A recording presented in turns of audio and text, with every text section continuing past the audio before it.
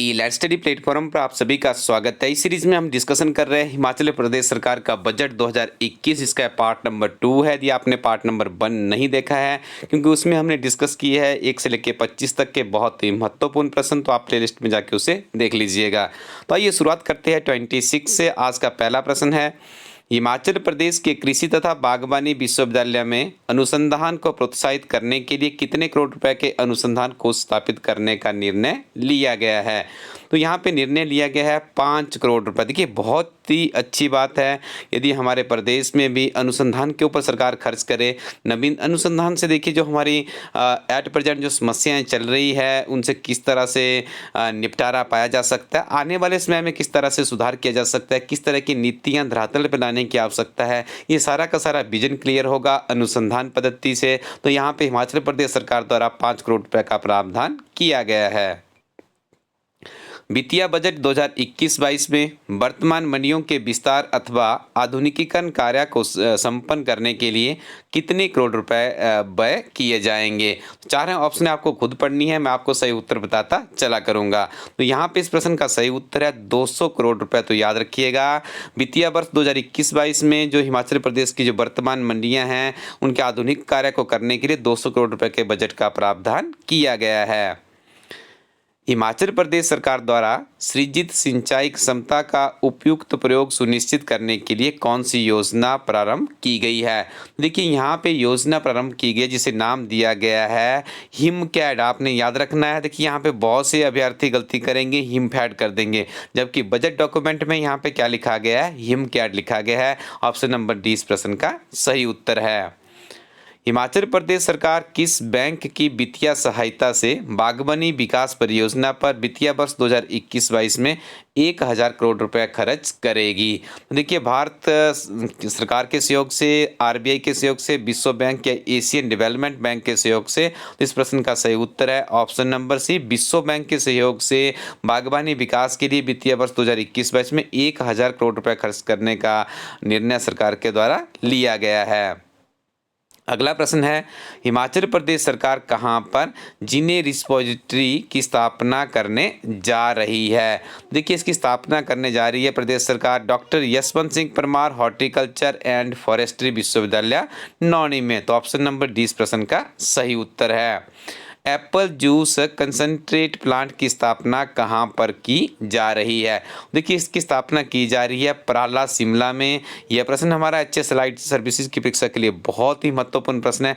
विशेष तौर से allied services में इस तरह के प्रश्न हमें देखने को मिलते हैं। सब ट्रॉपिकल क्षेत्रों में बागवानी को बढ़ावा देने के लिए किस बैंक की सहायता से लगभग 10 बिलियन अमेरिकी डॉलर की पायलट योजना के कार्यान्वयन को गति प्रदान की जाएगी। तो देखिए, ये सहयोग लिया जाएगा एशियन डेवलपमेंट बैंक से। और किसी न किसी परीक्षा में आपको ये प्रश्न या जो ऊपर हमने विश्व बैंक से बागवानी के क्षेत्र में 1000 करोड़ रुपए के निवेश की बात की जाए, दोनों में से कोई ना कोई एक प्रश्न आपको किसी न किसी परीक्षा में देखने को जरूर मिलेगा। प्रदेश के बागबानों को उचित दाम पर उत्तम नस्ल के हाई डेंसिटी पौधे उपदान पर उपलब्ध करवाने के लिए बजट में किस नई योजना को प्रारंभ करने की घोषणा की गई है। तो यहाँ पे कहा गया है बजट में कि स्वर्ण जयंती समृद्ध बागबान योजना को हिमाचल प्रदेश में चलाया जाएगा, यानी ऑप्शन नंबर 20 प्रश्न का सही उत्तर है। कृषि उत्पाद संरक्षण एंटी हेलमेट योजना के लिए वित्तीय वर्ष 2021-22 में कितने करोड़ के बजट का प्रावधान किया गया है। तो यहाँ पे देखिए, बजट रखा गया है इसके लिए 60 करोड़। ये प्रश्न भी मोस्ट इम्पोर्टेंट क्वेश्चन है। प्रदेश में मधुमक्खी पालन गतिविधियों को मजबूत करने के लिए एवं मधुमक्खी पालकों को उनके उत्पाद का उचित मूल्य दिलाने के उद्देश्य से किसके गठन की घोषणा बजट में की गई है। तो यहाँ पे सरकार के द्वारा कहा गया है राज्य मधुमक्खी बोर्ड स्थापित किया जाएगा। ऑप्शन नंबर सी सही उत्तर है, ताकि जो हमारे मधुमक्खी पालक है उनको उनके उत्पाद का उचित मूल्य मिल सके। वर्ष 2021-22 के दौरान हिमाचल पुष्प क्रांति योजना के तहत फूलों की खेती को बढ़ावा देने के लिए 11 करोड़ रुपए के प्रावधान से लगभग कितने वर्ग क्षेत्र मीटर में हरित गृहों की स्थापना की जाएगी। तो ये टारगेट रखा गया है 11 वर्ग मीटर, यानी ऑप्शन नंबर इस प्रश्न का सही उत्तर है। वित्तीय बजट 2021-22 में बागवानी क्षेत्र के लिए कितने करोड़ रुपए के बजट का प्रावधान किया गया है? तो इसके लिए देखिए 543 करोड़ रुपए के बजट का प्रावधान किया गया है। हिमाचल प्रदेश सरकार प्रदेश में मछली उत्पादकों को उचित मार्केटिंग सुविधा प्रदान करने के लिए कृषि मंडियों की तर्ज पर किन 2 जलाशयों के उत्पाद हेतु अत्याधुनिक मछली क्रय विक्रय केंद्र स्थापित करेगी? तो ये देखिए यहाँ पे कहा गया है कि गोविंद सागर तथा पौंग डैम में, यानी ऑप्शन नंबर डी इस प्रश्न का सही उत्तर है। यहाँ पे मछली उत्पादकों को उचित मार्केटिंग सुविधा प्रदान करने के लिए कृषि मंडियों की तर्ज पर इन 2 जलाशयों को उत्पाद हेतु अत्याधुनिक मछली क्रय विक्रय केंद्र स्थापित किए जाएंगे गोविंद सागर तथा पौंग डैम में।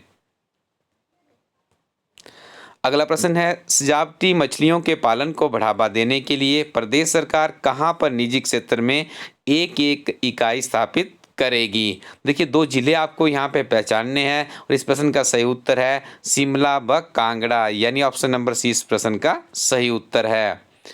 हिमाचल प्रदेश सरकार के बजट के मुताबिक प्रदेश के कितने परिवार कृषि एवं संबंधित क्षेत्र से प्रत्यक्ष एवं अप्रत्यक्ष रूप से जुड़े हुए हैं? तो इस प्रश्न का सही उत्तर होगा 90%। याद रखिएगा, हमारे इस छोटे से प्रदेश में 90%, हिमाचल प्रदेश सरकार का बजट का यह आंकड़ा है, 90% परिवार हिमाचल प्रदेश में कृषि एवं संबंधित क्षेत्र में प्रत्यक्ष या अप्रत्यक्ष रूप से जुड़े हुए हैं। हिमाचल प्रदेश में कितनी पंचायतें निर्विरोध चुनी गई है? तो देखिए इनका आंकड़ा है 102। ये बजट डॉक्यूमेंट की बात की जा रही है, एक अथॉन्टिक डॉक्यूमेंट है, तो ये आपने याद रखना है। हिमाचल प्रदेश में निर्विरोध चुनी गई पंचायतों को हिमाचल प्रदेश सरकार द्वारा प्रति पंचायत कितनी प्रोत्साहन राशि प्रदान की जाएगी? तो देखिए इसके लिए 10 लाख रुपए की प्रोत्साहन राशि का प्रावधान किया गया है। ऑप्शन नंबर ए इस प्रश्न का सही उत्तर है। हिमाचल प्रदेश में वर्ष 2020-21 से पहले कब नई पंचायतों का गठन किया गया था? देखिए 2020-21 से पहले कब नई पंचायतें बनाई गई? तो इस प्रश्न का सही उत्तर होगा 2005। बहुत ही महत्वपूर्ण प्रश्न निकल के आया है, ये भी बजट डॉक्यूमेंट से ही प्रेरित प्रश्न है। हिमाचल प्रदेश सरकार द्वारा वर्ष 2020-21 में कितनी नई पंचायतों का गठन किया गया है? देखिए 2005 के बाद 2020-21 में नई पंचायतों का गठन किया गया है, तो यहाँ पे इनका आंकड़ा बजट में बताया गया है 412। तो आप इस प्रश्न को भी अच्छे से रिमेंबर कर लीजिएगा। अब आपसे ये पूछा जा सकता है, क्योंकि जब पिछली बार भी चुनाव हुए थे पंचायतों के, तो उस टाइम भी ये प्रश्न पूछा गया था और अब ये संशोधित प्रश्न है, इस बार इस प्रश्न के आने के चांसेस बहुत ही ज़्यादा है। प्रश्न क्या है, हिमाचल प्रदेश में वर्तमान में कितनी पंचायतें हैं? तो बजट डॉक्यूमेंट में ही कहा गया है कि हिमाचल प्रदेश में एट प्रेजेंट 3615 पंचायतें हैं। ये सारे आंकड़े आपको अच्छे से याद करने हैं, बार बार आप इनको रिमेंबर कीजिएगा ताकि आप परीक्षा में जाए किसी कीमत पे आपका प्रश्न गलत नहीं होना चाहिए। 5वें राज्य वित्त आयोग की सिफारिशों के तहत वित्तीय वर्ष 2021-22 में विभिन्न पंचायती राज संस्थानों को कितनी अनुदान राशि प्रदान की जाएगी? तो 248 करोड़ रुपए का ये प्रावधान प्रदेश सरकार के द्वारा करने की यहाँ पे व्यवस्था की गई है। पंचवटी योजना के अंतर्गत प्रदेश सरकार द्वारा क्या काम किया जा रहा है? तो याद रखिएगा, पंचवटी योजना विशेष तौर से पार्कों के निर्माण से संबंधित ये योजना है, तो ऑप्शन नंबर 20 प्रश्न का सही उत्तर है। स्वयं सहायता समूह को और बेहतर करने के लिए तथा उनके उत्पादों को बाजार तक पहुंचाने के लिए प्रदेश सरकार द्वारा बजट में कौन सी नई योजना को शुरू करने की घोषणा की गई है? तो देखिए बजट में कहा गया है स्वर्ण जयंती SHG सहयोग यानी SJSS योजना को शुरुआत करने की बात यहाँ पे कही गई है, यानी ऑप्शन नंबर डी इस प्रश्न का सही उत्तर है।